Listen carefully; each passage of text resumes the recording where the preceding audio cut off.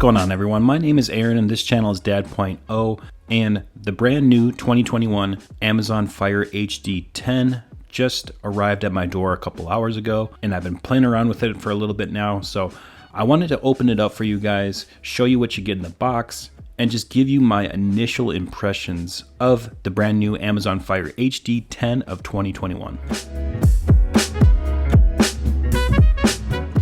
Now for reference, I got the Amazon Fire HD 10 32GB black model. So this isn't the Fire HD 10 Plus, which has just a few extra benefits over the Fire HD 10. But for this model, we're looking at a little bit more RAM, a little bit more trimmed down overall design, and a few other subtle improvements over the previous generation. So let's open it up and see what you get in the box.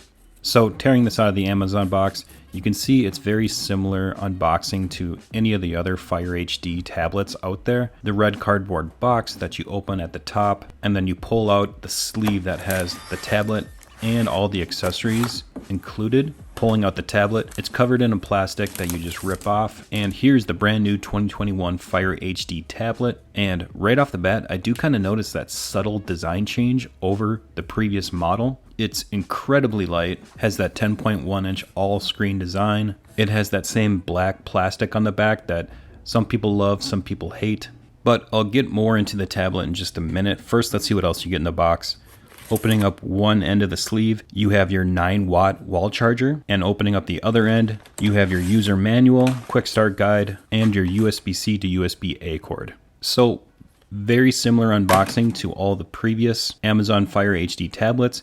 Now let's get into some of the differences and upgrades over the previous model. So like I said, you get a slightly trimmed down overall design over the 2019 model, and it weighs just a little bit less. This one comes in at 1.03 pounds, whereas the previous model was 1.11 pounds. You get that same 10.1 inch full HD IPS display, but with the trimmed down bezels, you're looking at a 72.1% screen to body ratio compared to 71% in the previous model. Still that same 16:10 aspect ratio with 224 pixels per inch. Amazon claims that the new model is now 10% brighter than their previous model, a difference that I really can't notice. However, if you're someone that uses this outside a lot, that may make a difference for you. For internals, we still have the same exact MediaTek Helio processor that was in the previous model. It's an octa-core processor, but the nice thing is that they did bump up the RAM to 3 gigs instead of the 2 gigs in the last model. This should help the operating system continue to run smoothly and allow apps to pick up where you left off more often, rather than having to restart every time you go back into it.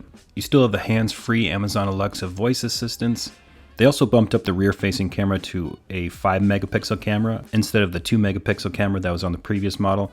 It still shoots in 720p HD video. Also, the micro SD slot now supports up to 1 terabyte of expandable storage, whereas the previous model only supported 512 gigs. And this new model now supports a brand new Amazon Bluetooth keyboard attachment that you can either buy in a bundle or you can buy separately. So if you're the type of person that wants to do a lot of typing on your Fire HD 10, this is a very nice accessory. And lastly, this new model now supports Bluetooth 5.0, whereas the previous model supported Bluetooth 4.2. For inputs and buttons, not much has changed. You still have the 3.5mm headphone jack, the USB-C 2.0 port, microphones, power sleep button, volume rocker.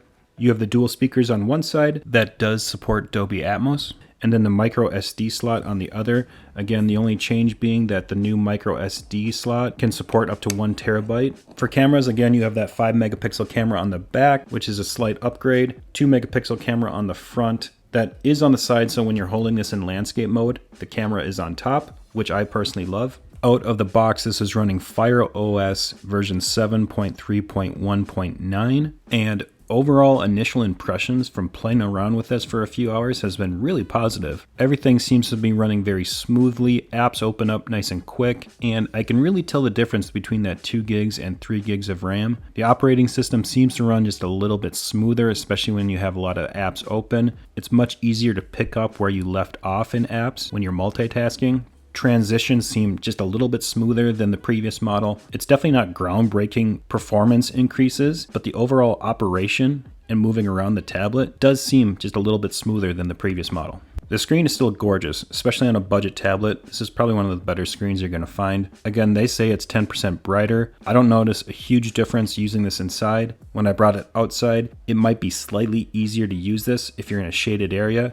In the sunlight, it's still pretty difficult because of the reflective screen, but I have always loved the Amazon Fire HD screen. That full HD is really nice when you're watching content or browsing the web. Video looks great and text looks really crisp on this. And to me, the new design is noticeable. It just looks a tad more modern. Again, nothing that's groundbreaking, but it is nice to see that slimmer bezels, even though the bezels are still pretty thick in comparison to some other tablets out there. But I mean, this tablet is really lightweight, just a hair over a pound, really easy to carry around, slip into a purse or into a backpack or briefcase. Battery life they still quote at 12 hours, and I haven't used this long enough to tell you exactly how much battery life I'm getting, but I can tell you when I started this up, it was at 80%.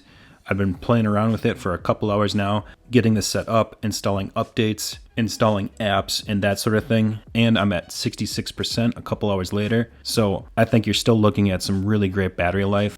So initial impressions of the new 2021 Fire HD 10 is really positive. Again, like I said before, there's nothing groundbreakingly new here, but just subtle improvements to the design and to the internals have made this just a little bit more fun to play around with. Less laggy, less stuttery, and less freezing. It would have been nice to see an updated processor in this, but I think the added gig of RAM helps this operating system a lot, so I'm not too disappointed. But that's just my initial impressions. Again, just a couple hours of usage, so this is still pretty new, and I plan to come back and do an updated longer term review of this. So make sure you subscribe, come back for that. But in the meantime, if you have any questions, leave them in the comments below and I'll try to get to all of them. And I appreciate everyone that watched to the end of this video. Make sure you like and subscribe, and I'll catch you guys on the next video.